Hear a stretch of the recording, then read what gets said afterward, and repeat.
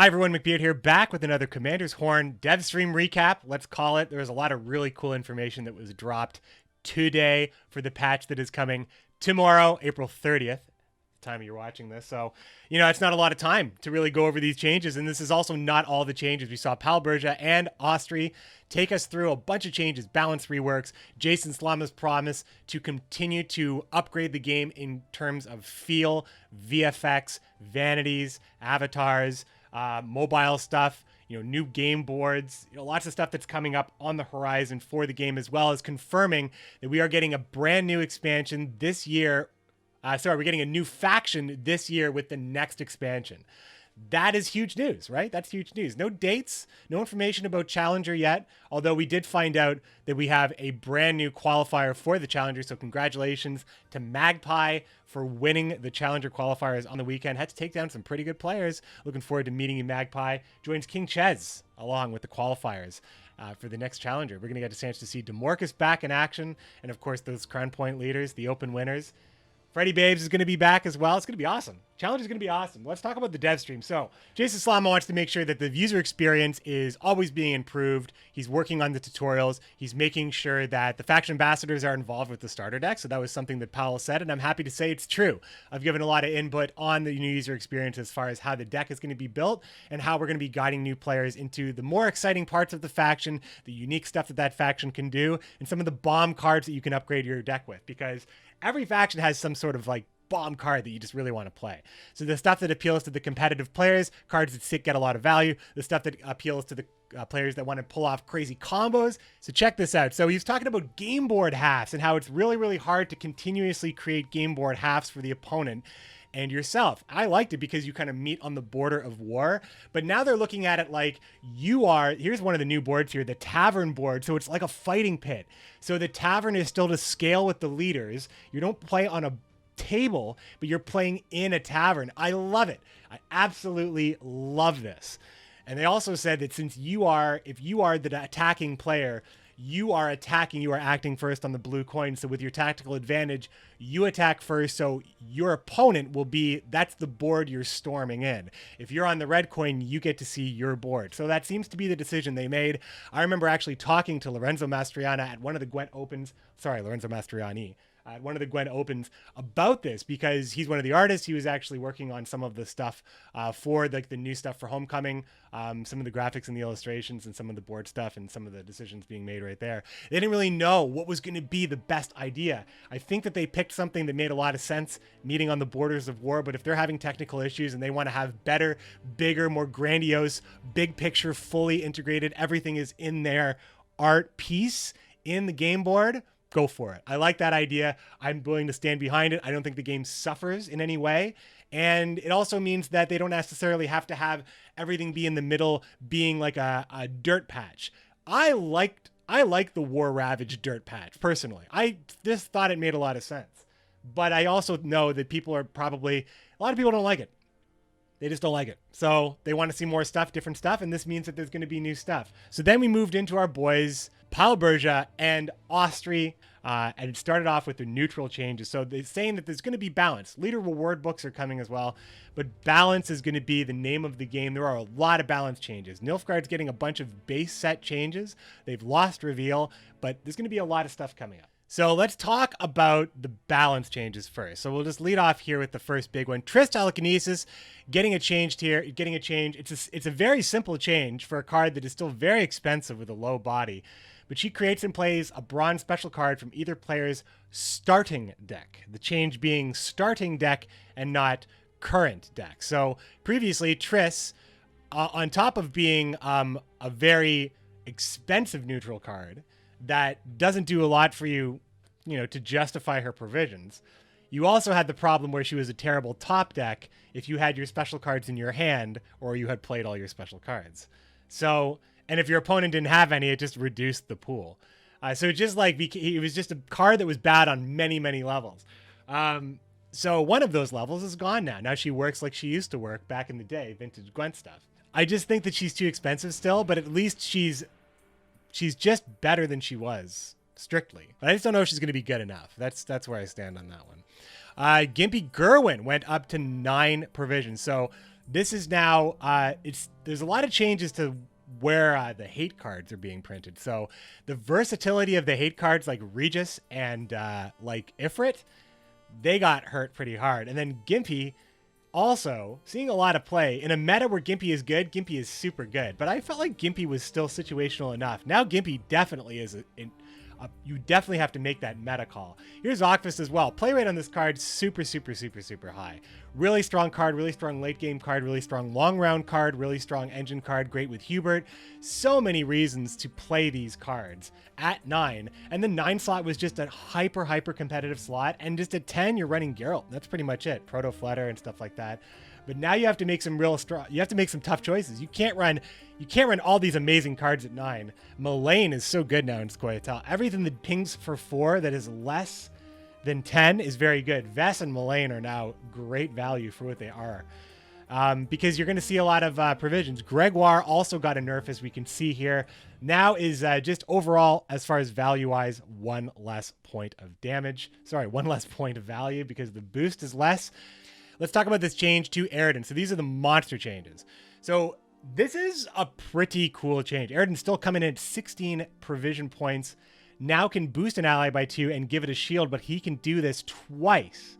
So the value is the same, but the shield happens twice. So if you need to protect an engine, or perhaps you wanted to have multiple targets for an engine, and you wanted to maybe have a really strong 2 rounds with that engine, if you think you can secure yourself with Eridan's ability, maybe you throw in Lady of the Lake for that extra insurance. If you have an engine that's going to win you that round, you have 2 opportunities to do this.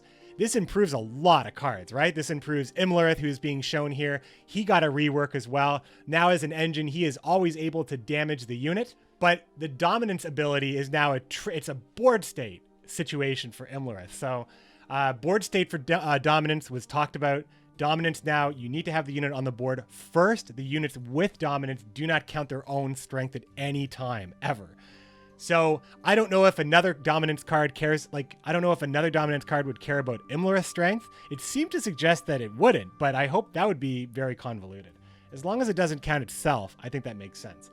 But you see, Imlerith is just better when you have dominance, but isn't dead when you don't. The fact that the ability can go off at any time is really good, with Eridan's ability being able to protect a card like Imlerith, being able to be just better with Care in theory because you can make that extra engine and boost it up to a respectable amount of strength as well.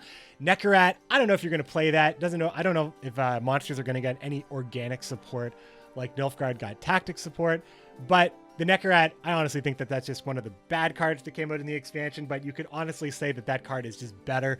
Maybe there's an Eridan control deck that tries to get away with that boost on the Nekarat, because once that thing starts draining, it gets really hard to remove. But of course, it is one of those kill it, lock it, remove it type cards.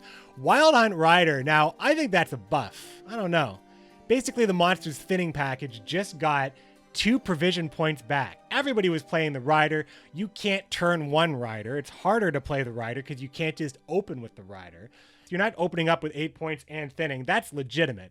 But as far as overall quality of the Monsters deck in round 3, it's just going to be better. I think it's just going to be better.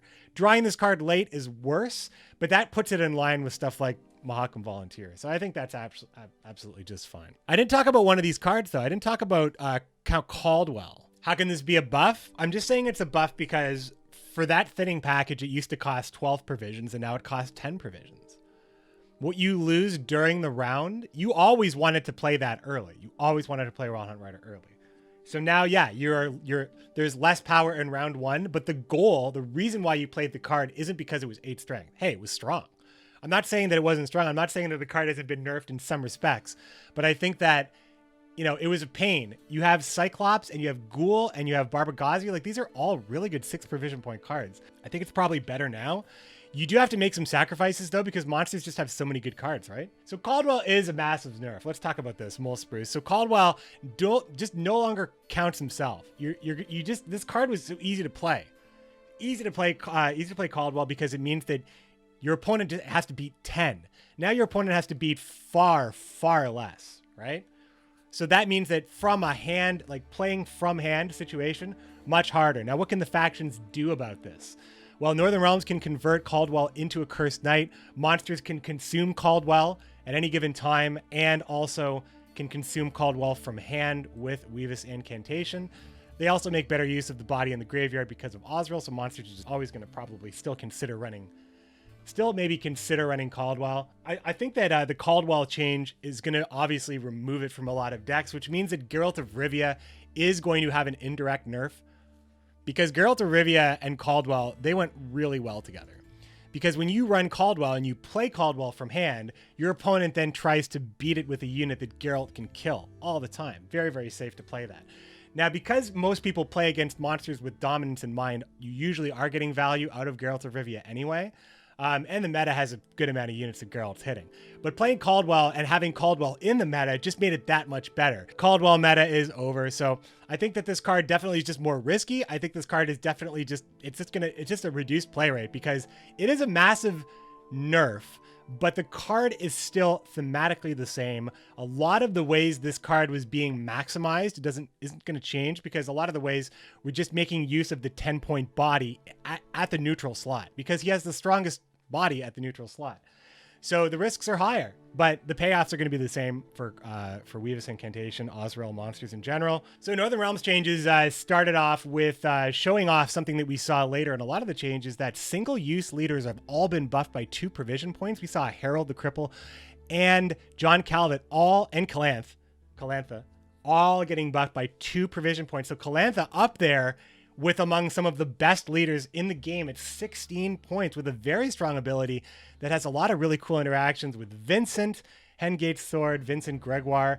Full Test also getting a provision point buff. My boy Full Test with 14 points. I like it. I like Full Test. I think I might just go all in on Full Test. Demavend, 17 provisions. That's a very, very high amount. Very few leaders have ever touched this before. Demavend now, a lot of versatility here. You don't even have to max them out, because your deck's just going to be better in a lot of cases, but you also got buffs for Demavend. Some charge-based cards got some buffs for Northern Realms, but the first thing we got to see is a new Knight synergy card in Vandergrift's Blade. Now actually buffs Vandergrift, as well as buffing John Natalis, Reynard, Seltkirk as well, Prince Ansays. So you play it on deploy, you get the buff. So if you're about to duel, you get the bonus, but also they get buffed on play, which is really great for Prince Ansays, or if you have Zeal on anything that duels. Huge card. I think it's going to be really good. Plus it actually buffs Vandergrift, so that's really actually going to work. Dandelion gets buffed on the body, 5 strength. So hard to remove engines at 5. Dandelion's a nasty card with Visigoda on the board. If it sticks, if you're running Cintron Envoys, Priscilla, anything that generates charges, of course, 1 point can make all the difference. Prince Dennis with a straight up buff. Body went down, 2 charges, and boosting by 2 with a 2 provision point decrease. So point for point on provision, the card goes down, but it gets a charge added to it as well, which can mean up to 3 points if you're talking about a trebuchet. As long as you can get something to stick, that card's really good. And I think that is just far less of a risk to play. Stennis was just understated at 9 points. Really just bad. So the next thing the boys talked about was Scoia'tael. Of course, Paul's saying Scoia'tael is obviously the best. Ethna actually lowering the overall highest standard for leaders, unchanged otherwise, provision points down to 18. I think that this is probably okay. I think Ethna definitely saw a surge in popularity, as I predicted this one. I just want to say that I don't call a lot. I don't have the hottest of takes, but after the Detlef hotfix, I knew Ethna was going to be standout leader. You can play gold cards and still have a gold hand, because you have so few bronze cards in your deck, and you have 2 thinners in the Mahakam Volunteers and the Brocklon Sentinels. Big cards, Great Oak easily fits in there. You have a way to level off for Igni, Scorch. So many flexible opportunities, and you pay for it because you really only have 4 raw value in your leader. You can't sleep on 19 for that long. Seems to be the only problem with Ethna. I think she still sees play. Moving right along, say Synthesis, huge change here. Now you have a turn to mess with this card before the immunity comes back in. So Flake and I, we like to say you can't mess with this Synthesis. Well, now you absolutely can mess with this Synthesis, and you will mess with it. You can lock it so it doesn't get immunity back. You can just hit it, scorch. Well, you can always scorch it, but just hit it, kill it, smash it with a giant Sheldon Skaggs, hit it with Geralt of Rivia. This card is just not very good now. It's definitely an immune unit you play. It's a big immune unit, so there's no doubt about that. But you can't just dive into that strategy 100%, because you will have to de-immunize it at some point. You don't really want to invest the points into the synthesis at all because it's already a Geralt target. So if you invest points into it and your opponent has a chance to target it, you just don't really want to do that. But you can't build your whole strategy around double Francesca, Garrison, lock it up, what now? None of that's going to really work that well anymore.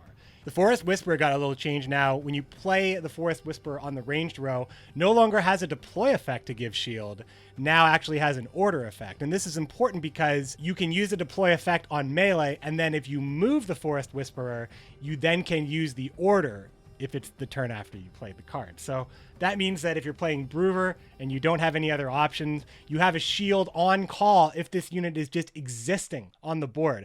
So it has inherent onboard value to anything that can move it. Gives extra value to Dragoons, like they even needed it. It's already like one of the best 4-drops in the game. The Mahakam Guard now only cares about its own row, so just better with volunteers. So Sheldon Skaggs got nerfed 1 provision point. This is just a superstar like card. It's a huge auto-include card. The Ithlin package is now worse now.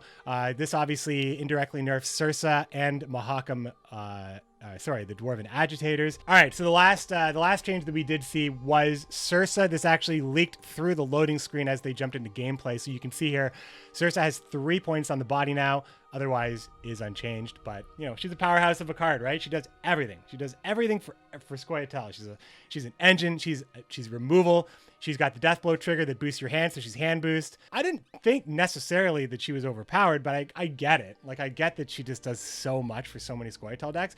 Just really, really easy to drop this in the slot. And I still think that, like, having her stick as the engine was always gravy. I always felt like that was just always gravy. You use some of your opponent's removal, maybe eats a lock, but you still got the carryover and you still got maybe some removal of your own. All right, well, the first big change, so we're in the Skellige now. So the first big change we saw was Bran going down 1 provision point. This is the only change to this leader. Still probably amazing, but we did not see very many changes to Skellige cards. We saw some changes to some key cards. Bran was just the best the best Skellige ability with the highest provision points. It's just so good, right? Just really, really hard not to justify running Bran. Arguably, this might not even be enough. I think Skellige gets changed in a lot of ways. Arnulf comes down. Now Arnulf at 16 provision points and an 11-point body, still doomed, still does everything else, still enables your bloodthirst. If you can't stop what Arnulf is doing, you are in for a hard time when if he has his leader ability. So much like the single-use leaders, this is just going to be a bigger, we're jumping ahead here. But the single-use leaders they all seem to get buffed in some way. Arnulf did not get the same buff that Harold got. You guys just saw Harold there. Harold gets 2 provision points buffed here, so now has a 15-point, a 165 cap deck. Svalbard gets a buff of 1 provision point as well. This is pretty big. This feels like this when they're buffing the Svalbard priest as well. Like, Svalbard wasn't bad. Bran was just the leader, right? Bran was just good. Really hard to say, I don't want to play Bran, I want to play Svalbard when they both have the same provisions and what Bran does. But now Svalbard is better, Bran is worse, Coral is worse, and Svalbard Priest is better. And I think Svalbard could be the best leader in the faction. It's really hard to say because we don't see a lot of these changes. Svalbard, of course, is also nerfed by Coral. Every Skellige leader is nerfed by this change to Coral. Just 1 less charge, 1 less discard, 3 less damage for Bran, 1 less cycling card for the entire Skellige faction. This is a hit to consistency through the entire faction, and it's possible maybe Burner Bran is seeing a very similar change. Olaf getting a boost up here. You can do a lot of really cool stuff with Olaf. I don't know if Olaf was more threatening than, say, Synthesis, but I would say that the combo potential with this card is all over the faction, so Synthesis just really didn't have a lot of combo. It's just like, my points, you can't have them. This card right here is going to be very good. 5 provision points for a 5-point engine.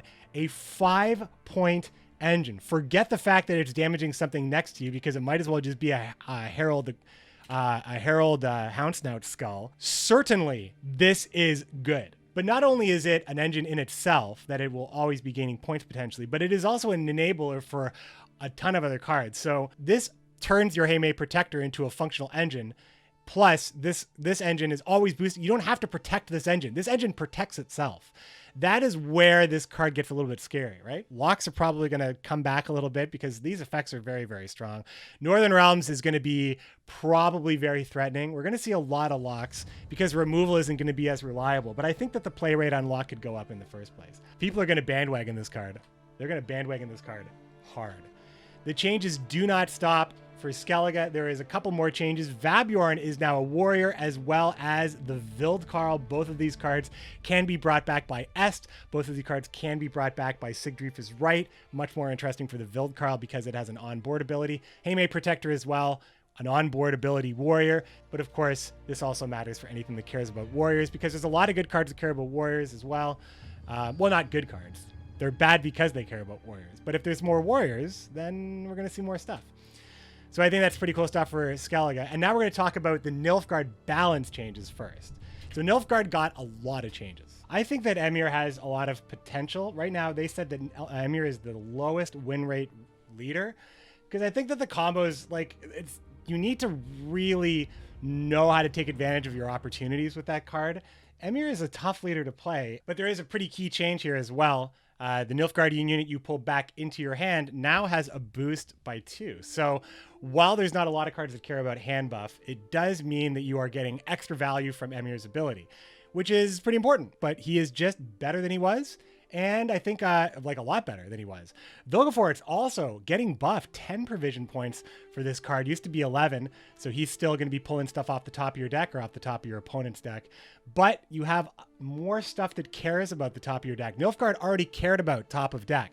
So there's a little bit more identity in top of deck. And we definitely get to see that in Nilfgaard's first revamped leader. Traherne, they do talk about Traherne. So Traherne gets one more nerf. I do think that this is fine. Traherne is just, it's a very, very annoying card, and this just makes him played less. Everybody's happy when Traherne gets nerfed, so let's just nerf him every patch. I'm down with that. Now let's talk about new Nilfgaard stuff. So Nilfgaard cares a lot about soldiers, and they care about top of deck, and Morvran is a new Nilfgaard leader. He is functionally similar to what he did before, in that he has 3 charges that boost by 2, so he can still protect engines if they're soldiers, but only if they're soldiers. So he's nerfed in that way. He's also heavily nerfed in provision. He's down to 15 points. So he has got a 165 cap, which I think is now going to be fairly average now. Potentially below average with all of the buffs. But he has an extra added ability, which is a very interesting ability. Once you use all of Morvran's charges, you now can put a soldier unit from your deck to the top of your deck.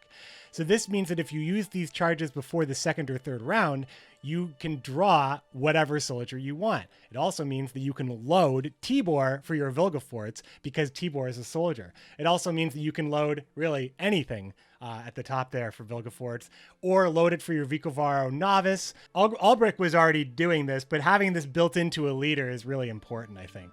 Because Albric was always a great card, but I hate top decking that card. Morvran is always in your hand, right? So you do have to spend. You have to spend to get his effect, but you want to do it because now you have, oh man, we didn't even talk about the engines that Morvran got, because this boost an allied soldier is a lot better than it sounds if you haven't seen any of the other changes yet. Fringilla Vigo gets changed here. So this is interesting, right? This is a 9 provision point, 4-point card with a deploy effect to damage an enemy unit by 2, but can damage more targets based on adjacent mages. So 3 targets total, top end, hitting for 6 with a 4-point body for 9 provisions. I think there's just going to be better stuff in the slot, but I could be wrong. There might be just a mage synergy list that you can build with Nilfgaard. It's a cool thing that we like for Northern Realms, and I'm sure there are probably going to be some people that are critical about this, saying, you know, Northern Realms, we had to deal with the fact that we had to share neutral, and now we have to share Northern Realms. They're taking synergy that people like. Like, what they're saying is, Reveal is not an archetype right now. Like, what they want to do with maybe getting information from your opponent, maybe this is a future mechanic. So I hope it's coming back, or some way of getting information from your opponent, that being valuable, that being an interesting effect. So it just seems like it's just going to be better, right? Jamoni saying Milton's a 10 for 8 when his condition is met, and it's easier to meet his condition, I imagine. Like, Fringilla wasn't good before either. So she's doing something different, but they didn't make her more playable. So if the philosophy is that Fringilla needs to be a card that's below average, as she always has been, at least she's below average in a more interesting and likely valuable way. But Swears is absolutely not a bad card. I would say this card is quite dope. This card is, I called it right away on the stream that this card immediately makes me think of Giant Toad because it does have a conditional based engine removal type, bring it over to your board strength situation. Swears. So Swears is like proto-flutter levels of good, right? But better even, because you get the engine, fits in with more stuff that Nilfgaard wants to do with C's. So they've always had C's they care about a little bit more. They care about units on your side of the board that start on your opponent's faction that aren't from your faction, I guess. You also can reverse boost, although this has a low limit here, so Swears isn't necessarily going to be good for that. But this just kind of helps out the idea that you can build an entire Nilfgaard list about stealing your opponent's units. That is a super strong ability, guys. Muscle's already a tactic. Ardal's already doing it. And, Slave, you now have more reasons to play spies on the opponent's side of the board because your spies are better now. They have engines now. Like, it's just, the potential is super, super high for this card. You're going to be able to steal Revenants. You're going to be able to steal Arbalests. You're going to be able to steal Dryad Fledglings. If you're doing any sort of on-turn effect that damages, like, let's say you have Hefty Helga on the board, right? Let's say you have something that's gaining charges and dealing damage. Swears takes anything at 4 now. All you need is 1 reach and you take anything at 4. And it's different from Giant Toad or Proto-Flutter. Yeah, that value is nice. But you get the effect of the engine as well. This card is super good.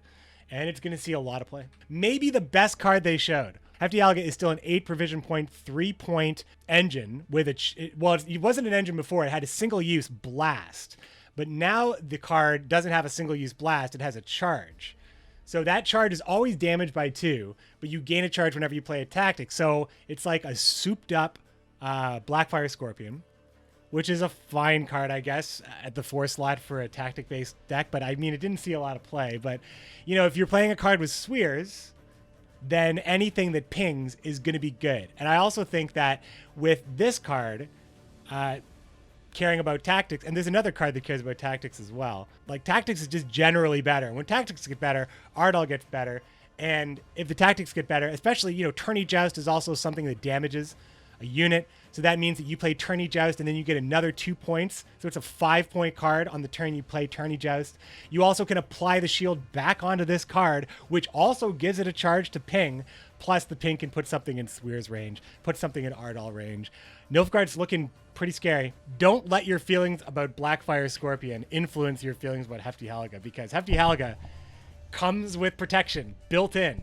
Let's talk about Rainfarn. Oh, baby. Now, this has to be a change that Nilfgaard has wanted, because this is, in many ways, one more spying engine, and one more engine can make the difference. Yeah, Rainfarn is not a soldier, so this isn't anything that Morvrain can protect, but he's got a 5-point body. He's reasonably priced for a mid-range card that you want to use as like a long run card with an engine at 8 is good, I think. So this is just spy synergy, and there's going to be a lot of other cards that care about spies, and there already are cards in the game that care about spies, and there's good spies in the game. Emissary's seeing play. Duchess Informant probably just needs more cards to support it. The Slave Hunter is a card that cares about units on the board. Enemy boost means that you're making sure that the lowest unit on the board is a higher unit, so you're maybe buffing that Emissary, stealing with Slave Hunter, stealing with Swears. I don't know. I think that there's like a lot of really cool stuff you can do with the idea that you have just more support for spies. It just makes everything better. And enemy boost, reverse boost, always made the most sense when you're playing units on your opponent's side of the board, because that makes Shaelmar better. Now you're boosting up Nilfgaard units. You have more cards that care about Nilfgaard units on the opposing side of the board. Let's talk about Deathwind Arbalest. So this is a pretty wild card they added to the game here. Deathwind Arbalest is now a 4 provision point card. It's a 4 strength bronze at 4 that banishes a card from either graveyard you can choose based on the row you play this card on. So here's why I think this card is an excellent Nilfgaard card. The lock package they have with Alba Heavy Cavalry and Slave Driver is very, very good. They have very cheap and versatile Purify. If that ever matters in the meta, they have Diviner, and that's actually good. It's a strictly better Peller, so it's just probably going to be fine. And they have Usurper as well, which is like super hate. It's a super hate card. It hates the leader card. Now you have a Nilfgaard card that is a good rate for a very strong hate ability that has been that has been undercosted before. So that means that Nilfgaard now has another piece of their, I am going to mess with your strategy. So Treyarch's still in the game, but it gets nerfed. Deathwind Arbalest is now a strategy killer card. Infiltrator is a strategy killer card. You could say that Diviner, Alba, and Slave Driver are all strategy killer cards. They have like a lock all bronze card and Ox, total strategy killer card. This is just another strategy killer card, but boy, does it have a good rate. What was next? The Pikeman. I like this change. This is probably one of my favorite changes, and this is a very clear example of Northern Realms is doing it, and now Nilfgaard is doing it, just a little different. It's almost like the dark, twisted side of Northern Realms, and I think I'm generally okay with that. This card is very much the same kind of card. It's an engine that damages every turn on turn end. So I do like that it's a pikeman, so it's like it's like stabbing. Thematically, it makes perfect sense. Also with Morvran, this card is very good. This comes down at 6 with Morvran, and he's semi-encouraged to play his charges early to secure that round. So it's just stab, stab, stab. Slave Hunter synergy as well. It's true. You force row stack. Very good stuff. Mangonel now for a card that spies care about. So you are placing your spies, and then your Mangonel's coming down and going bam on the card in between the spying units. It has a reach of 2, which is fine, but you are the one placing the spies, so your opponent needs to be careful about where they place their units, because the Mangonel, it becomes very, very clear where the Mangonel's looking. So you're now more encouraged to play on the back row, I think, with Nilfgaard, but if you're encouraged to play on any row, it means that any row-based strategy is more appealing in the faction. Lacerate, Sabrina, you see that in Northern Realms. So you're going to start seeing that in Nilfgaard as well. Standard Bearer. So this is a cool card because this is a card, feels very base set, but it cares about reverse boost. And it also cares about what your opponent is doing. So if your opponent just has a bunch of boosts, this card drops down like a reverse Lyrian Scytheman. So good. Now, of course, it's more expensive than Lyrian Scytheman, but you actually have influence over this because you're running Nilfgaardian Knights, probably. I think this card's probably just going to be great value, probably a strong one of. Probably not going to be better than Nilfgaardian Knight or Combat Engineer in a deck that has artifacts. Now, this card is a super interesting card, right? This is a cool Vreemed card. This is a 6 provision point 3 strength card that copies itself when you play it. So you're putting more stuff in your graveyard. It's a deploy tactic, so Nausicaa Sergeant cares about it. It is a soldier, so you're easily putting 2 soldiers on the board without having to play Emperor Brigade. Your spearmen are better as well. You have more soldiers on the board as well. And it's good for Vreem because you have a lot of cards that are the same name. This recruit now, this change is very much like the Siren from Monsters. This card isn't supposed to blow you away. It's just supposed to be a conditional 6.5 provision point card, which a lot of factions have. And it used to be like that anyway. It used to always be conditional 6. So he's just still a conditional 6. He's just doing something interesting with soldiers. So Soldier Nilfgaard, you wanted it, you got it back. Very legitimate thing you're going to have to watch out for. So shout out to King Ches. Ointment also, now this is really cool. This is a boost unit by 4, but it's also reset and boost if it's a soldier, which Tibor cares about because he is a very, very high strength soldier. Because you have Peter, right? Peter's already so cheap. If you need to heal something and boost it, Peter's already so cheap, right? Venendal Elite also boost off by 1 for each tactic in your hand. Now this card's awesome. Tactics actually has a lot of support. There are two cards that have tactical support here, and with enough tactics, Ardal is just legit, right? You play this card, easily drops. If it drops for 6, you're happy because you want to play 6s at 5. You're happy playing 7s at 5, and that's realistic, especially if you're running stuff like Hefty Helga, running tactics for Ardal, stuff like that. John Calvert also a late preview as well. John Calvert now king of the castle at 17, 167 cap for his decks. Will that change? Another one of the single-use leaders that did get a 2-point provision buff. So guys, all in all, I think that this patch is going to be absolutely massive. We knew that Nilfgaard was going to see some changes. I didn't think every card was going to light the world on fire, but then we got to see cards like Swears, we got to see cards like New Rainfire, and got to see cards like the new Pikeman. Honestly, it's really cool. And of course, we got to see basically a new leader effect in Morvran, bringing back kind of what they've introduced for Svalblood in a deplete all of this unit's charges, get an extra effect in a in a faction that has a way to reuse the leader ability in Damien. I think it's really cool. A faction now cares about soldiers more than ever. Soldier Nilfgaard is back. I am super excited. This patch is dropping tomorrow. I have to get these videos out ASAP. Who knows what else? There's still going to be so much left in the patch. They said this was only a highlight. You're going to have to tune in tomorrow and see what we have to say about the patch notes. And of course, we're going to start digging into games. Season of the Viper coming up. Thanks so much, my friends, for watching the video. If you like the content, this is YouTube. Show me, tell me. This is also live on Twitch, so thanks for everybody hanging out in the chat as well. All right, my friends, that'll do it for me. Thanks for watching, and I'll see you tomorrow for Patch Day. Take care, my friends.